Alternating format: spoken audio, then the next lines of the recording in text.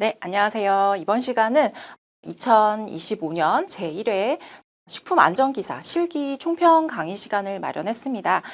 그 전에 식품 기사가 2025년부터 식품안전기사로 개편이 되면서 필기도 그렇고 실기 같은 경우에도 출제 기준이 많이 변경이 되어서 이제 여러분들이 어떻게 준비를 하셔야 될지 좀 걱정을 많이 하셨고 이제 우려 속에서 시험을 보셨는데 그렇게 준비하시느라고 너무너무 수고 많으셨고요. 그다음에 이제 시험 보신 분들은 꼭 합격하시기를 바라겠습니다. 그래서 이번 시간은 1회 실기 시험 문제들을 좀 보면서 그 출제 경향이 어떻게 됐는지 그리고 문제가 어떤 식으로 나왔는지를 파악을 한 다음에 우리가 2회, 3회는 어떤 식으로 학습을 해야 할지 이제 어떤 식으로 좀 대비를 해야 할지에 대해서 좀 얘기를 해보는 시간을 가지려고 합니다. 그래서 먼저 실기 과목의 그 내용들이 이제 어떻게 됐는지 출제 경향을 먼저 보실게요. 자, 실기 과목은 식품 안전관리 실무로서 단일 그 과목으로 되어 있고요. 그 안에 이제 세부 주요 항목으로 이렇게 5가지로 구분이 되어 있습니다. 그래서 해썹부터 해서 제품 개발, 생산 관리, 품질 관리, 안전 관리 이런 식으로 주요 항목이 분류되어 있는데 사실 이런 것들이 기존에도 이러한 이제 항목과 유사했지만 이제 우리가 학습을 할 때 이런 내용들이 이제 실무 경험이 없으신 분들은 좀 내용이 어렵다라고 생각하실 수 있지만 이제 잘 들여다보면 이제 우리가 필기에서 배웠던 그런 그 학습의 내용들이 거의 이제 여기에 다 들어가 있고요. 기존에서 크게 바뀐 부분은 없습니다. 이제 해썹이랑 관련 법령이 좀 강화되었다는 부분 빼고는 거의 이제 대동소이하기 때문에 이제 해커스 책과 강의에서는 이제 이렇게 커리큘럼을 만들기보다는 이제 우리가 기존에 있던 거에서 여러분들이 이제 학교에서 공부하셨던 그런 과목과 유사하게끔 좀 더 쉽게 커리큘럼을 짰습니다. 그렇게 해서 이제 빠지는 부분 없이 이제 이 모든 것들을 학습할 수 있게끔 했는데요. 자, 검정 방법은 필답형, 이제 서술형이고, 그리고 문제 수는 20문제지만 시험 시간은 2시간 30분으로 굉장히 긴 편입니다. 그래서 대부분의 학생들이 보통 1시간에서 1시간 반 정도면 20문제를 다 작성을 하고 나오시는 정도가 되기 때문에 뭐 시험 시간은 크게 문제가 없고요. 그래서 많이 이제 시간이 주어졌기 때문에 반드시 이제 문제를 다 작성하시고 나서도 한번 뭐 계산 문제 같은 경우는 다시 한번 이제 검사를 해보시고 또 틀린 부분이 없는지 내가 놓친 부분이 없는지 이제 이런 것들을 다시 한번 이제 체크하셔야 합니다. 네, 먼저 출제 경향을 분석해봤습니다. 자, 문제 수는 20문제인데 어떤 커리큘럼에서 나왔나 보시면 자, 해석 부분은 고시에 해석 고시에 있는 내용이 그대로 내 문제가 나왔고요. 식중독 같은 경우는 이제 해석에서 위의 요소에 해당이 되기 때문에 이제 여기에다가 넣어서 해석 문제 5문제가 나왔습니다. 그다음 제품 개발에서는 식품 화학의 문제와 관능 검사와 관련된 이제 한 문제가 나왔고, 그다음 생산 관리에서는 이제 통계 관련된 기존의 기출 문제에서 그대로 이제 출제가 되었고요. 그다음 미생물 및 발효학에서도 2문제가 이제 그대로 기출 문제 그대로 이제 출제가 됐습니다. 그다음 품질 관리 쪽에서는 시험법에서는 이제 기출을 변형된 문제들이 있었고, 그다음 공정공학에서 2문제가 있었고요. 그리고 안전관리에서는 법규 문제가 새로운 이제 신유형의 문제가 좀 많이 있었습니다. 그래서 전체적으로 봤을 때 기존에는 공정공학, 그러니까 식품 가공학 쪽의 문제의 비율이 좀 높았다면 이번에는 해썹에서도 어느 정도 출제가 됐고, 그다음 법규 부분이 좀 많이 출제된 그런 경향이 있었습니다. 그래서 이런 것들을 이제 좀 파악을 하셨으면 좋겠고요.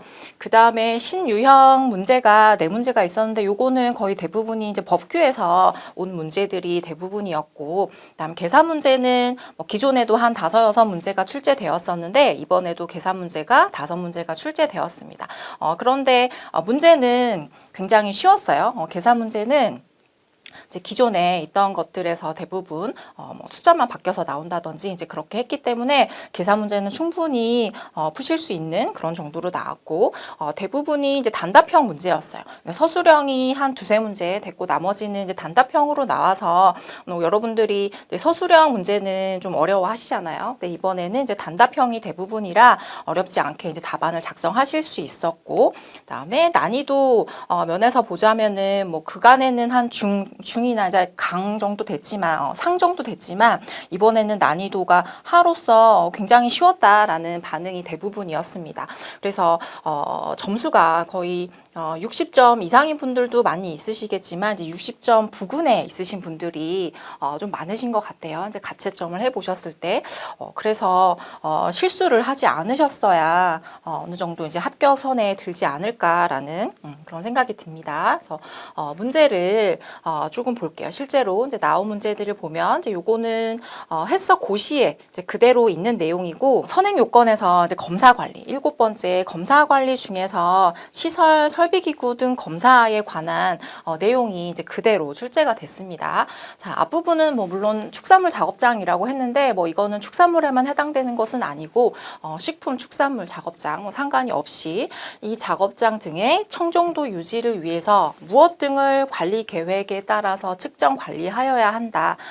여기서는 답안으로 맞는 것이 공중 낙하 세균이거든요. 근데 뭐 여기서는 세균만 들어가는 건 아니니까 뭐 공중 낙하균이라든지 뭐 공중 낙하 미생물 뭐 이런 것도 답이 될 수 있을 것 같고 이제 우리가 실제로 이런 청정도 유지를 위해서 검사를 할 때 공중 낙하 세균만 하는 것이 아니라 표면 오염도 검사도 진행을 하잖아요. 이제 그런 것들도 하지만 이제 요거는 고시에 있는 내용 그대로기 때문에 이제 요렇게 명칭을 공중 낙하균, 공중 낙하세균 이런 식으로 작성을 해 주셨어야지 그 5점 만점을 다 받으실 수 있을 거라고 생각이 듭니다. 자, 두 번째는 기존에 출제된 문제예요. 그대로 여기서 해썹 기준에 따라서 특히 이제 집단급식소, 접객업소 여기에서 작업위생 관리에 이것도 이제 선행요건에서 나오는 내용이죠. 작업위생 관리에 관한 내용이고 여기에서 이제 보존을 해야 되는데 보관을 해야 되는데 그 분량을 얼마만큼 해야 되는지, 온도는 어떤 온도에서 보관해야 되는지, 시간은 얼마나 보관해야 되는지 그 내용을 포함해서 쓰라고 했기 때문에 여기에서는 반드시 1인분, 영하 18도씨 이하, 그다음 144시간 이상, 그러니까 요 세 가지 수치를 만족해야 이제 만점을 받을 수 있었습니다. 자, 다음은 새로운 문제예요. 식품 첨가물의 기준 및 규격에 나오는 앞부분에 나오는 내용입니다. 그래서 혼합 제재류에 대한 내용인데 그간에는 이제 식품 첨가물에서 어떤 식품 첨가물의 종류를 주고 그것이 어떤 용도인지 이제 이런 문제가 주로 출제되었었는데 이번에는 새롭게 이 혼합 제재에 대한 문제가 나왔어요. 뭐 이거는 어떤 그 식품 첨가물의 용도라기보다는 뭐 하나의 이제 유형인데 혼합 제재류에 대해서 그 첨가물 공전에 정의되어 있는 거를 보시면 식품 첨가물과 희석제를 혼합을 해서 사용을 하거나 혹은 식품 첨가물 2종을 혼합한 것을 이제 혼합 제재라고 하거든요. 그래서 예를 들면 이제 발색 제재 같은 경우는 이제 우리가 용도로서 이런 것들을 종류들이 있잖아요. 아질산 나트륨, 질산 나트륨, 질산 칼륨이 있죠. 요 세 가지 종류 중에 한 가지 이상을 희석을 해서 사용하거나 이제 여기에 다른 식품 첨가물과 희석제를 혼합한 것을 발색제제라고 한다. 이런 종류들이 있고, 그다음 면류 첨가 알칼리제라는 거는 우리가 라면의 그 표시사항을 보면은 이제 요거 잘 볼 수 있어요. 면류 첨가 알칼리제에는 이런 종류들이 있는데. 이런 종류들을 한 종 또는 2종 이상을 함유한 것. 그것을 이제 혼합해서 혼합 제재를 만드는 거겠죠. 이런 종류들이 혼합 제재인데 이제 요거를 만들 때 별도의 규정이 없는 한 식품 첨가물의 취급 사용을 용이하게 하기 위해서 이 식품 성분인 희석제를 첨가할 수 있다라고 되어 있고 여기에서 이 희석제는 어떤 목적으로 사용하냐? 식품 첨가물을 어떤 이렇게 하는 목적으로만 사용해야 된다. 그리고 이 식품 첨가물의 기능 기능에 변화를 주어서는 안 된다라는 단서 조항이 있죠. 그래서 여기에 들어갈 문구를 이제 보기에서 찾아서 쓰는 것인데, 자, 식품 첨가물을 그 두 가지 이상을 섞는 경우에 자, 용해를 해서 두 가지를 섞어야 되겠고, 그다음 희석제니까 당연히 희석이 들어가야 되겠고요. 그다음에 이제 물에 잘 녹지 않는 것이라면 이제 분산시켜야 하기 때문에 희석제를 사용하는 거겠죠. 그래서 요 세 가지를 작성해 주셔야 맞는 거고, 이제 그 이외의 거를 넣으셨다면은 이제 감점이 되겠죠. 뭐 강화나 착색, 감미, 영양 등등의 이제 이런 것들은 모두 어떤 그 식품 첨가물의 용도에 해당이 되기 때문에 자칫 이 기능의 변화를 줄 수도 있어요. 그래서 이제 나머지 것들은 이제 맞지 않는 것이고, 이 그 정의되어 있는 대로 용해와 희석과 분산을 작성해 주셔야 하는 문제였습니다. 자, 다음 문제도 처음 나온 문제이긴 한데, 자, 우리가 조회분 정량에 대해서는 많이 봤어요. 식품 공정상의 시험법에 이제 조회분 함량, 일반 성분 시험법에 이제 조회분 함량 구하는 것이 있는데, 이제 그 앞에 나와 있는 내용입니다. 자, 직접 회화법을 통해서 우리가 조회분 정량을 하죠. 그럴 때에 실제 회분 함량과 차이가 있어서 이거를 조회분 함량이라고 얘기를 한다. 그 이유가 무엇인지 한 가지 작성하시오 했어요. 사실 우리가 이제 학교에서도 조회분 함량, 이제 요 회화법을 통해서 조회분 정량을 많이 해보셨을 텐데, 이제 그때 교수님이 그 여러 가지 이유들을 말씀하셨을 거예요. 하지만 이제 그 무엇보다도 이제 이유에서 감점 당하지 않고 5점 만점을 다 받으시려면 그 공전에 있는 그 조회분 함량 앞에 있는 요 이유를 명확히 쓰셔야 됩니다. 그 내용에 있는 것을 보시면, 자, 무기질 중에서 이 염소 같은 경우는 이 염소 이온이 휘발성 무기물이 되기 때문에 이것이 회화 과정 중에 휘산이 될 수 있다. 그러니까 이제 여기에서 로스가 생기는 거고, 그다음에 무기물질 중에서 그 양이온 일부가 이 유기물 기원의 어떤 탄소 성분과 탄산염을 이루어서 그것이 이제 재 형태로 있을 수 있기 때문에 이제 요게 요 양이온은 괜찮지만 이제 유기물이 이제 잔존할 수 있기 때문에 또 그렇죠. 그래서 회화를 했을 때 회분량은 시료 속에 무기질의 총량을 정확하게 나타내는 것이 아니다라고 되어 있습니다. 그래서 여기에 나와 있는 것처럼 이제 색자로 표기되어 있는 내용들을 한 가지 이상 써 주셔야 감점되지 않고 5점 만점을 다 받을 수 있는 문제였습니다. 자, 다음 문제는 이제 미생물에서 요즘에 이제 필기 같은 경우에도 그렇고 실기에서도 이 그 미생물의 세대 시간 그 증식한 그 세균의 수를 구하는 문제들이 점점 이제 그 출제율이 높아지고 있는데요. 자, 배양 10시간 동안에 초기 농도 10의 3승에서 10의 9승까지 숫자가 늘어났을 때에 미생물의 세대 시간을 계산하시오 했고, 여기는 세대 시간을 이제 분으로 나타내라고 이렇게 그 명시를 해놨어요. 그리고 로그 2 값에 대해서 다음의 값으로 계산하라라고 했기 때문에 반드시 요 숫자를 대입을 하셔야 됩니다.